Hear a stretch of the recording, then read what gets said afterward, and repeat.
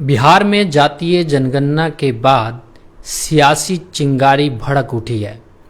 नीतीश कुमार ने बहुत जोखिम लेकर बिहार में जातीय जनगणना करवाने का एक बड़ा काम किया था, जिसका सियासी फायदा उनको मिलने की उम्मीद थी और जितने भी विश्लेषक हैं वो इस बात का अनुमान जता रहे हैं कि नीतीश कुमार को इस जातीय जनगणना का फायदा जरूर होगा।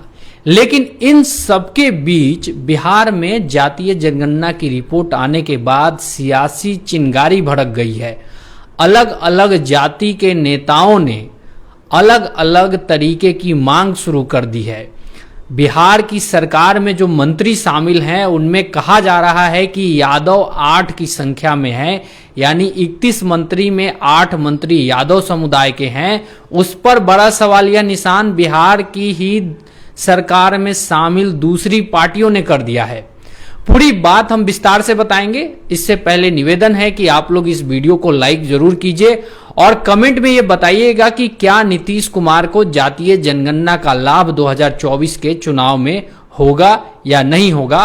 और अब आ जाते हैं सीधे वीडियो के मुद्दे पे कि बिहार में आखिर जो सियासी हलचल मची हुई है, सियासी चिंगारी मची हुई है, उसके पीछे क्या कारण है और क्या वजह है।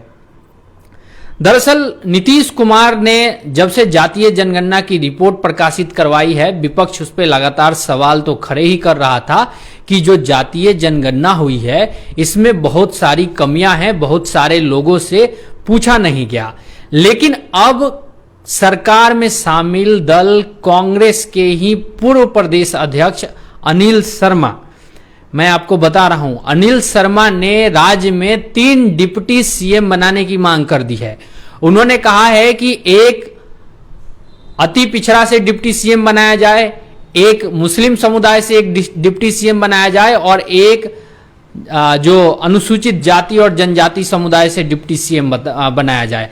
आप लोग इसका मतलब बहुत आसानी से समझ सकते हैं कि जो फायदा नीतीश कुमार ये लेके चल रहे थे कि वो पूरे ओबीसी को एकजुट करके और उठा लेंगे, उसमें अब दावेदारी अलग अलग पार्टियों की, अलग अलग नेताओं की बढ़ते जा रही है। सबसे बड़ा फायदा इस जातीय जनगणना का मिलने का अनुमान तेजस्वी यादव को जताया जा रहा था, लालू प्रसाद यादव को इसका क्रेडिट दिया जा रहा था।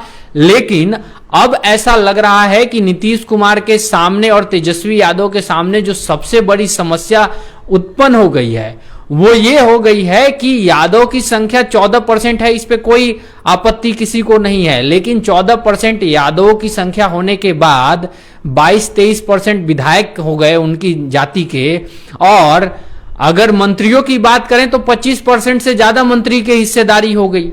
तो इस सवाल को लेके जो गठबंधन में शामिल दल हैं, खासतौर पे कांग्रेस, जो अपना मंत्री परिषद में हिस्सा बढ़ाने की काफी लंबे समय से मांग कर रही थी, अब वो कांग्रेस सीधा नीतीश कुमार से ये मांग कर रही है कि आप हमारे कोटे से डिप्टी सीएम बनाइए। और डिप्टी सीएम किसको बनाइए? मुस्लिम को बनाइए। डिप्टी सीएम किसको बनाइए? डिप्टी सीएम आप अनुसूचित जाति जनजाति से बनाइए। डिप्टी सीएम किसको बनाइए? अति पिछड़ा से बनाइए। पिछड़ा से तो तेजस्वी यादव है ही। तो जाहिर सी बात है कि यह नीतीश कुमार के लिए काफी एक चैलेंजिंग टास्क होने जा रहा है।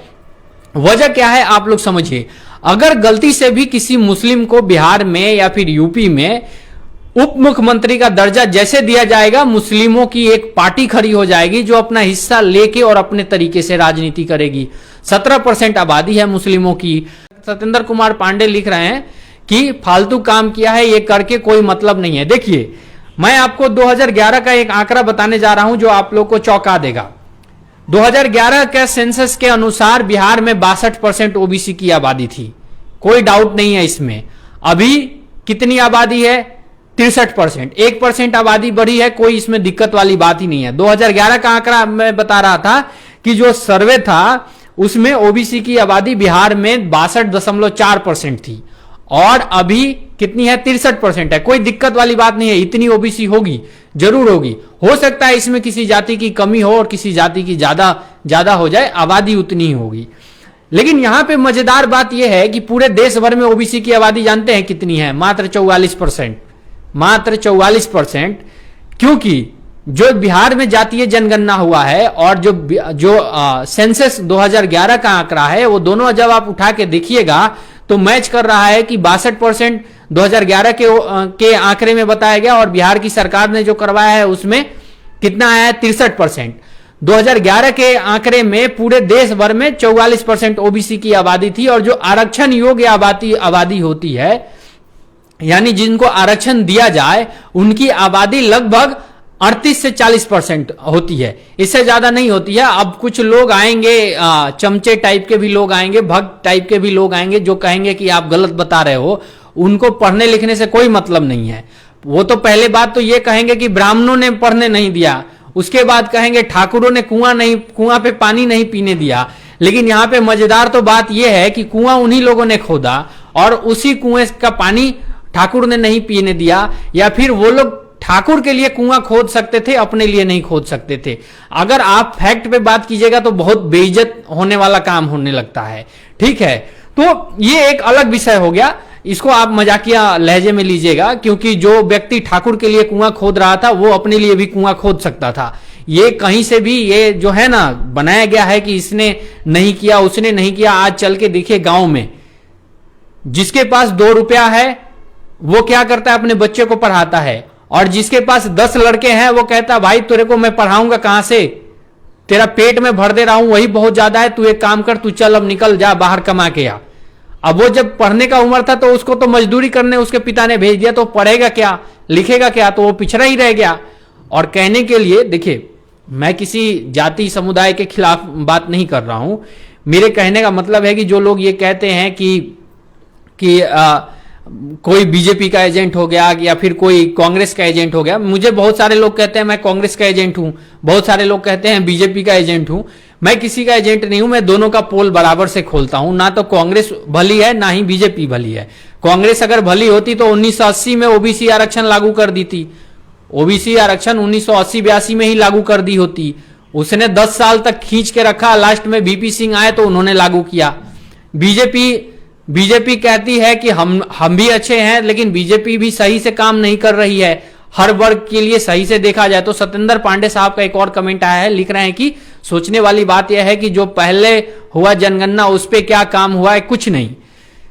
दरअसल ओबीसी में 2700 जातियां हैं, जिसमें से 900 ऐसी जातियां हैं जिनको केंद्रीय सरकारी नौकरी और शिक्षा संस्थानों में एक भी नौकरी नहीं मिली है आज तक।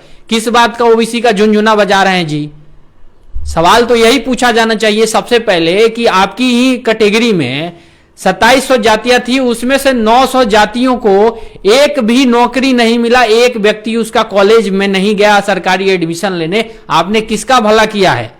सरकारें सभी की रही हैं, कांग्रेस की भी रही है, बीजेपी की भी रही है, उस सरकार में जनता दल यूनाइटेड भी शामिल रही है, उस सरकार में राजद भी शामिल रही है, कम्युनिस्ट पार्टी भी शामिल रही है, ममता बनर्जी की भी पार्टी शामिल रही है, सभी पार्टियां शामिल रही हैं। लेकिन आखिर ऐसा कैसे हो गया? कौन उन 900 जातियों का हक खा गया? यह सवाल बड़ा पूछा जा रहा है।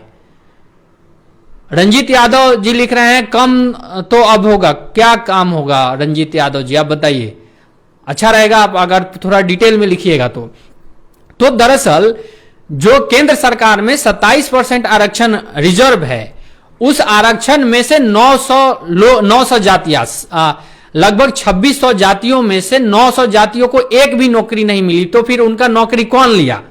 उनका नौकरी बाबा जी लिए कि ठाकुर साहब लिए कि लाला लिए कि भुंजार लिए, या फिर शेख लिया कि सैयद लिया कि पठान लिया? खोजने वाली बात तो एक ये हो गई। अब आते हैं दूसरा, मात्र 25% ओबीसी जातियों ने 90% से ज्यादा सरकारी नौकरियां और सरकारी कॉलेजों में आरक्षण का लाभ ले लिया। 25% लोगों ने 90% लिया और 75% लोगों को मिला ठेंगा। 75% लोगों को मिला 10%। यह है सामाजिक न्याय की हकीकत इस देश में।